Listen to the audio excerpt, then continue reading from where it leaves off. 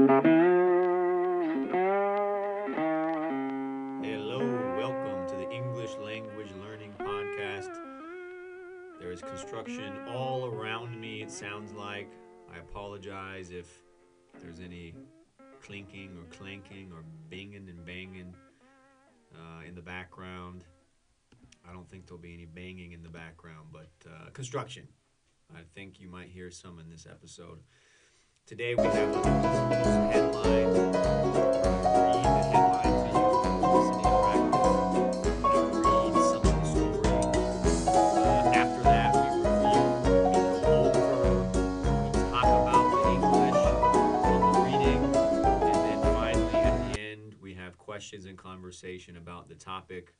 Topics can be very diverse. Let's get started today.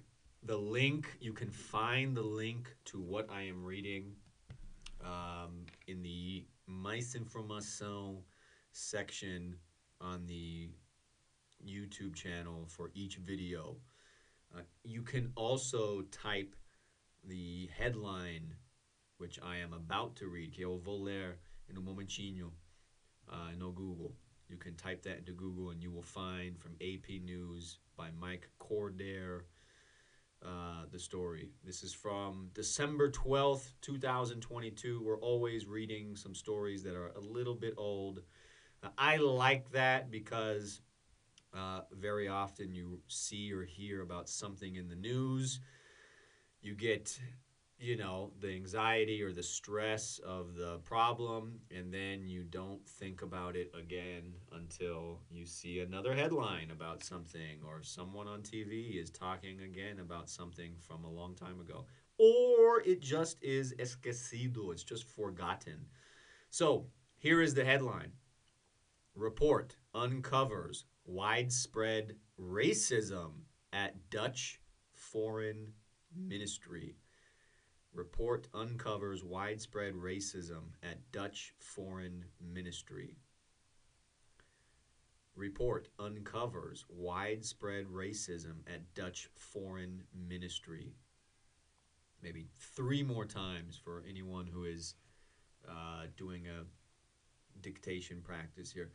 Report uncovers widespread racism at Dutch Foreign Ministry.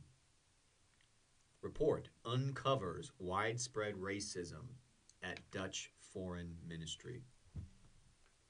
And one more time before we read a few details from the story. Report uncovers widespread racism at Dutch Foreign Ministry. Okay, this is from December 12th, 2022, from the Netherlands. The top civil servant at the Dutch Foreign Ministry apologized Monday after an independent investigation found widespread racism at the government department in the Netherlands and at its diplomatic outposts around the world. Racism cannot and should not have a place in our organization, the ministry's Secretary General Paul Huijts, Huijts, Paul Huijts said. Paul said, "We are sorry that we have apparently not been able to offer a work environment in which there is no place for this sort of occurrence," he said. "For that, I offer, on behalf of the management board, our apologies." Civil servants called an independent research bureau to investigate racism at the ministry following Black Lives Matter protests across the world and in the Netherlands. The bureau's report said that racism at the ministry ranges from aggressive, direct, overt, and conscious to subtle, indirect, hidden, unintentional, or unconscious, and that bicultural employees and locally hired employees of color experience various forms of racism. That is the end of what I will read. There's lots of more, but not a lot more, but there's a substantial amount more content or in the article. There's more reading, but that is all we will read. Coming up next, we will review the English, whatever I perceive or interpret as more difficult for language learning people.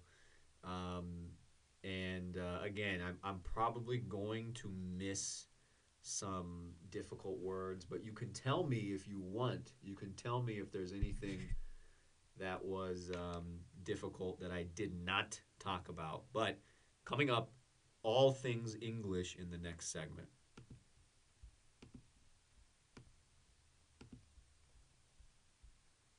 Report uncovers widespread racism at the Dutch Foreign Ministry. Let's start with the headline, right? What I just read, the report. Oof, excuse me. Report, relatorio, right?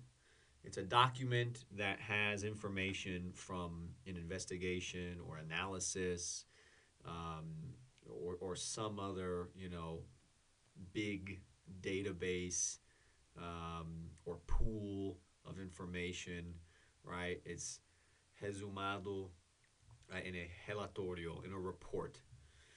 Uncovers, so a report uncovers widespread racism.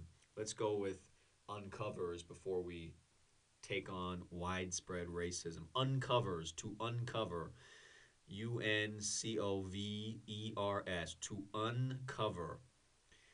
Descobrir, right? To revelar, to bring light to information, to reveal, to expose, to make something known, conhecido, que foi desconhecido no passado, antes de o relatório, right? To uncover is to reveal, revelar, descobrir. So what did the report uncover? Widespread racism. Racism, racismo. Okay, what about widespread? Two words smashed together. WID, amplio, spread, SPREAD, espalhado. So widespread means not local, pervasive, pervasivo, difundida, right? Not in one region. No, this is in many places. Widespread or spread in widely. Foreign, Dutch, Hollandaise, right? Dutch. In English, we use the word Dutch for people from Holland or from the Netherlands. Dutch. Foreign ministry. Just a reminder, I know ministry may be easy. Foreign is extranjero, right? So the foreign ministry is the Ministerio de Extranjeros. Let's go into the reading now. Outposts. Outposts. This is in the first sentence, and the first paragraph is only one big sentence. I'm going to read the whole thing. The top civil servant at the Dutch Foreign Ministry apologized, pedi desculpa, right, on Monday after an independent investigation found or achou widespread racism at the government department in the Netherlands and at its diplomatic outposts around the world. So outposts, places outside of the main body, unidades. This is usually for government or military locations around the world. Posto avanzado, posto. For example, the United States has a military outpost in Germany or in Cuba, right? In Guantanamo Bay is a military outpost. It's a post outside of the main body of the United States. To range. I'm going to stop actually, go a little bit slower. Racism cannot and should not have a place in our organization. Should not have, modal, right? Não deveria ter lugar em nossa organização. We will soon do a episode only on modals with real examples from news and from online opinions and things. So, but should is a modal. A modal is a group of verbs that have their own rules, right? We don't conjugate should. No colocar S or ES or ING or ED. Não. Sempre tá should. Should mesmo, sem nada. After should, you should have a normal verb, which means you cannot have two modals. Should, would, not have. Should, might have. Should, could not. No. Should, and then a normal verb, like have. And if it's a negative, then we put the not. Should not have or shouldn't have. So those are the basic rules of modals. Should, must, can, could, would, may, might. And I'll throw shall, right? We don't use shall, but it's a modal too. And will. I know will is a future conjugation that we use, but it's really a modal. It's a modal.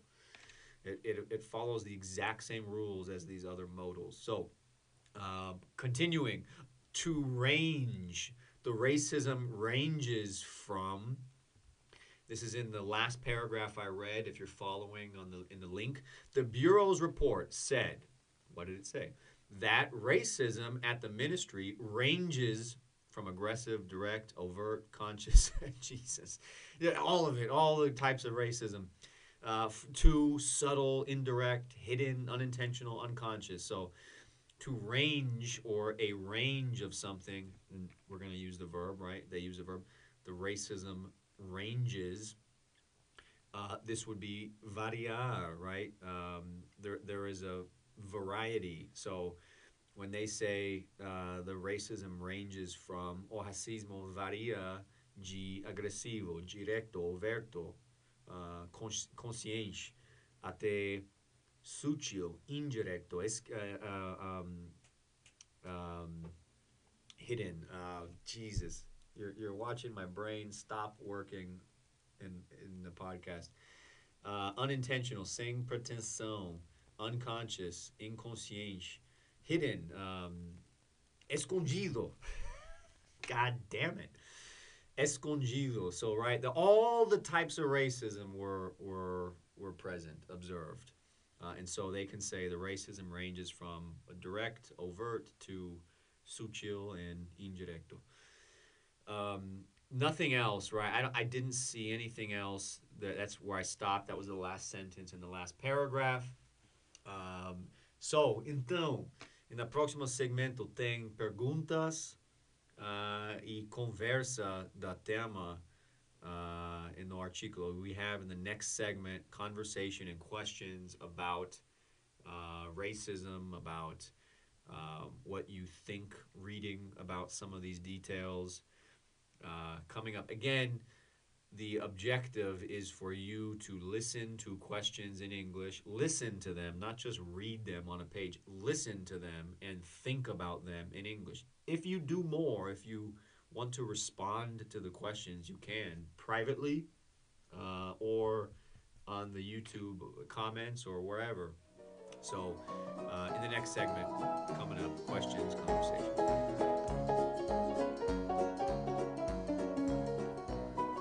Report uncovers widespread racism at the Dutch or Hollandaise Foreign Ministry. It's probably not surprising to Brazilians who, the north of Brazil was colonized by Dutch or people from the Netherlands, right? Explorers, and, well, we know what businesses they were involved in, right? The exposição de recursos no mundo novo, right? I'm from the USA. New York was also a Dutch colony, right? It was Little Amsterdam originally, and that changed with the British. But, I'm from California, which was a Spanish colony. So chances are, if you're listening to this, which is not many of you, but if you are listening to this, chances are you exist in some place that was colonized by Dutch or British or Spanish, and all of them were interested in getting valuable resources with free slave labor, something that still is a problem in Brazil and the U.S. Recently, there's reports in the U.S. of child workers, undocumented immigrant child workers in U.S. factories. Surprise, surprise, in the South, in places where they don't like immigrants except for as cheap paid labor. Um, and in Brazil right now, right? If this is, I'm reading this in the middle, the Ides of March, right? The 14th of March, 2023. There's been two or three reports of companies using slave labor, literal slave. They keep saying on the news, right? You know, condições parecidas à escravidão. Like, just fucking say they're using slave labor. They're enslaving people to do work, is what's happening. And you know, you get recebe uma multa e todo mundo esquece. But let's go to my questions. Number one, are you surprised to hear that the Dutch uncovered widespread racism in their diplomatic outposts? Why or why not? Se você está com surpresa para ouvir que os holandeses descobriram racismo pervasivo nos seus postos avançados no mundo, por que sim ou por que não? Are you surprised about this? Is this, you know, do you associate the Dutch, the Netherlands, now, currently, with racism? Is that one of the places that you assume has continued pervasive, widespread problems of racism or not? I know people think about the U.S. like this, that nobody is surprised to hear that the U.S. has problems with racism, except for conservative Republicans. No one is surprised to hear that the royal family is racist towards Meghan Markle, except for Meghan Markle and, you know, Prince Harry, or she's married to Harry, right? You know, no one is surprised to hear that there are places with colonial histories that are racist. But when people talk about Holland or the Netherlands, it seems to be a place that people think of as, well, this is a nice place. There's, you know, they live a little bit better. I don't mean with more things better, but they're a little bit kinder and less aggravated than Americans, and a little bit less pompous, um, you know, chicy than British people.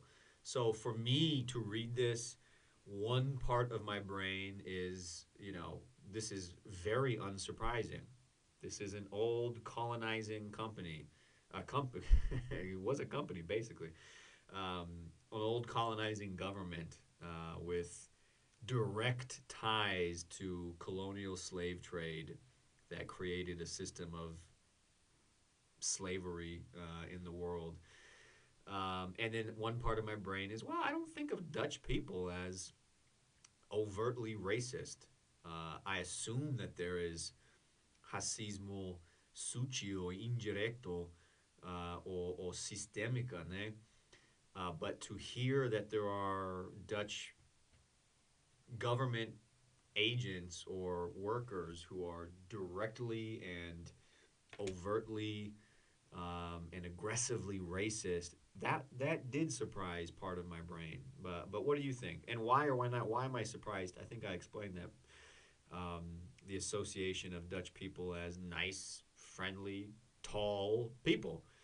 And then also the history of os holandeses and the mercado de escravo is obvious, is not surprising in that context. Number two, what do you think of when you think of the Netherlands or Holland? This is not directly related to the article's issues, but What do you think of? O que você pensa quando você pensa ou lê ou ouvir do Holanda, os Países Baixos? I think of mushrooms, magic mush. I've never been there. I have not been. I never needed to go to the Netherlands to find maconha. But I think of maconha. I think of World War II and ocupação dos Nazis. I think of I had professor no colégio que foi holandês. And she had zapatos de madeira. So I think of zapatos de madeira. I think of the canais, right? The canals. And I don't think of any of the content here. I don't. I think of the Companhia de os Indies do Daeste. I don't think I said that correctly, but I think of the East India Company, right? And the history of capitalism coming from that company. But what do you think when you hear the Netherlands and Holland? What do you think about? Do you know or have you met any Dutch people? Se você conhece ou já alguma vez conheceu umas pessoas holandeses? I have, and they were very nice people. I met them in Spain, living and teaching in Barcelona at a music festival. I was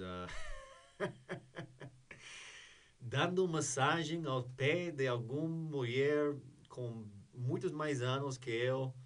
And I was rubbing her feet and talking to her. And I don't know how that happened, but she ended up being a very nice woman. And saw her por chance, por acaso, no sul de Espanha também. Very nice people. Her and her boyfriend, very nice, open, and like to communicate and talk and socialize. Other than that, do I know any Dutch people? No, I don't think I do. I haven't met many Dutch people. I've met a few, probably more than I can remember, but that were, not profound relationships. Just meeting someone and, hey, where are you from? "Oh, I'm from the Netherlands." Okay. Um, is it surprising to you that an ex-colonial government is apologizing for being racist in 2022? Why or why not? Let me ask this again. Is it surprising to you that an ex-colonial government is apologizing for being racist in 2022? Why or why not? I'm not asking if it's surprising that there is an ex-colonial racist government. I'm asking, is it surprising that they are actually apologizing for being racist? Se você está com surpresa que existe governo ex-colonial que está pedindo desculpa para ser racista no ano 2022, por que sim or por que não? It's a little bit surprising to me, yes. My government does not apologize for being racist. We are still a large there's a lot of people who right now who are trying to not teach true history of the United States in their relationship to the African continent, and then African American slaves, and then African American citizens, and African American experiences in the United States. So I have to say, I am surprised. I'm not surprised that it's Os Países Baixos, that it's the Netherlands, it's Holland. That is not as surprising to me. But it is surprising to me that there are apologies for being racist now, right? You would not hear many or any, right? Ninguém, nenhum política americano, gringo agora pedir desculpa para ser racista agora. Muito menos organizar what do they say, uma investigação independente sobre racismo no governo, seguindo os protestos, manifestações do racismo, do Black Lives Matter, essas coisas. No, this is not going to happen in my country. Yeah, this is surprising to me. Brazil, I've never heard a Brazilian politician. But Lula probably, I don't want to say if he has or hasn't because I don't know for certain, but apologizing for active racism, aggressive, direct, sutil, indireto, sem pretensão, all the types of racism they are saying. We acknowledge it, we recognize, nós reconhecemos que existe e pedimos desculpa. So does it mean anything? Okay, significa isso? No sé. This is from 3 months ago. I don't know if there's any changes, but yeah, this is surprising to me because quando você está pedindo desculpa, você está abrindo a porta a reparações e coisas assim legais que os governos e os racistas contemporâneas não querem arriscar para acontecer, right? So they don't want to have any consequences from being racist or from being racist in the past. So I think this is surprising to me for that reason. Have you ever thought about, and I just mentioned this, have you ever thought about reparations? Do you know what that concept means? After learning what reparations means, o significa reparações, what do you think about the idea of reparations for for colonial slave history? Have you ever thought about reparations? What do you think about the idea of reparations for colonial slave history? Se você já alguma vez pensou de reparações para racismo, para passado e história colonial, escravidão, racista, o que você acha da ideia do reparações para histórias coloniais, escravidões? So what do you think about reparations? O que você acha de reparações? What do you think about reparations? I think it's an idea that needs to be explored because there very clearly are families, with their, dos santos. What does dos santos mean? Of the santos? There are families I know in Brazil. My baby's mama can trace her family directly to slavery. Her name is evidence of that. Dos Santos. There's a big slave owning family history of Dos Santos or John in the U.S. If this is a personal history, my last name is Bustamante. I have always been interested in what does that name mean? O que significa o meu nome, da família? De onde vem? De onde veio essa nome? And I have friends, right? And you ask them, I had an African American friend. His last name was Sprav. Sprav? What is that? That doesn't sound African. Where does that come from? So go look in the NBA, look in the NFL. There's a lot of people with names where you go, well, wow, where does that come from? And you can't really talk to someone, about, hey, what is your family history, your ancestry? Where does your name come from? Oh yeah, it's your name comes from colonial slave trade, from ownership, from someone in your family being propriedade a dono de escravos. So I think it's silly to try and express or try and say, alegar, to allege that this is no passado demais. Não podemos voltar a esses temas porque já acabou e as pessoas brancos agora não têm escravos. Em Brasil alguns têm. Nos Estados Unidos também. But there are human beings alive now whose family members in the past were slaveries. In Brazil, it's more recent, right? Bisavós were slaves right now. You can go back to people, probably many of them are at the end of their life, who were slaves, whose parents were slaves. In the U.S., we're talking bisavos. Um, so, yeah, I think reparations is something that we should look at as a way to face, confrontar a história de escravidão no mundo novo, right? Because there are people alive today que, uh, que that deserve, que merecer essa investigação na história, porque agora tem desigualdade por culpa dessas histórias da escravidão, que as pessoas agora, que estão vivos agora, estão sofrendo porque os políticos agora não querem revisar, não querem conhecer mais perto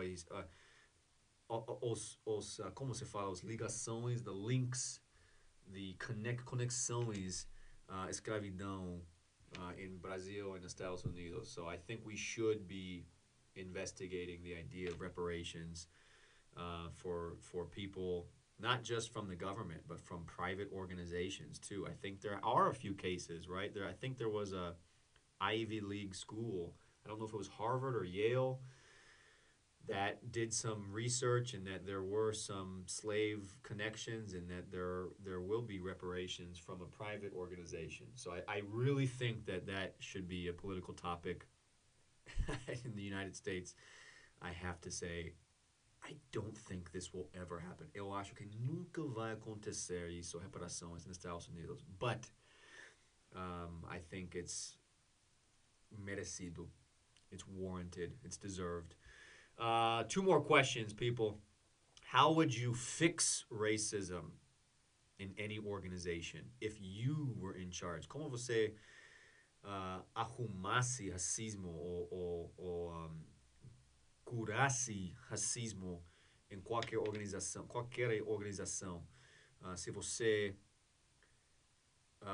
did I say that wrong? Se você fosse em cargo. I always forget the conjugations here. Yes, se você fosse em cargo de uma organização, como você arrumaria ou curaria yeah, o racismo?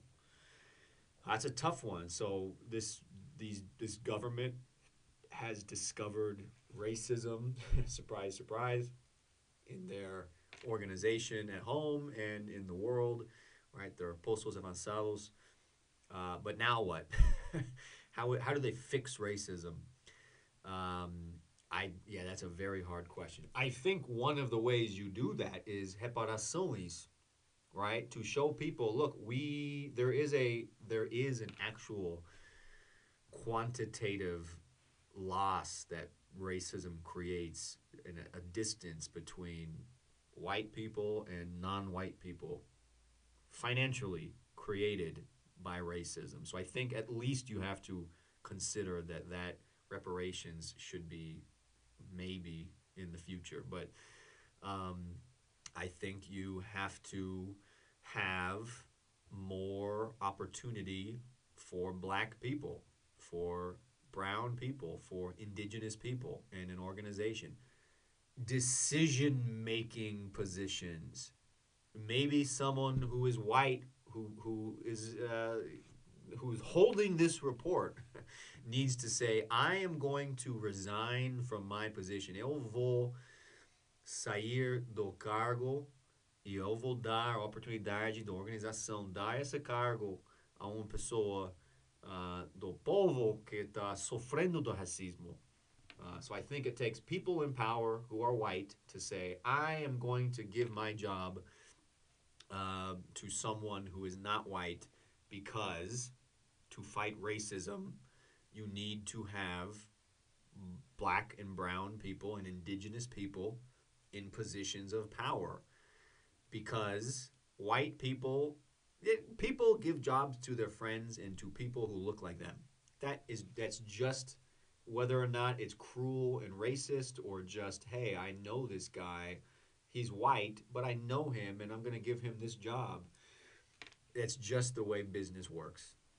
It's who you know. Quem você conhece é mais importante do o que você conhece. And if the organization is white, then white people will get jobs and give jobs to white people. You have to give decision making power to black and brown and indigenous people. Um, so that's how I would start. Anything else? Yeah, go ahead. What do you think? Give me some good ideas here, or just any ideas.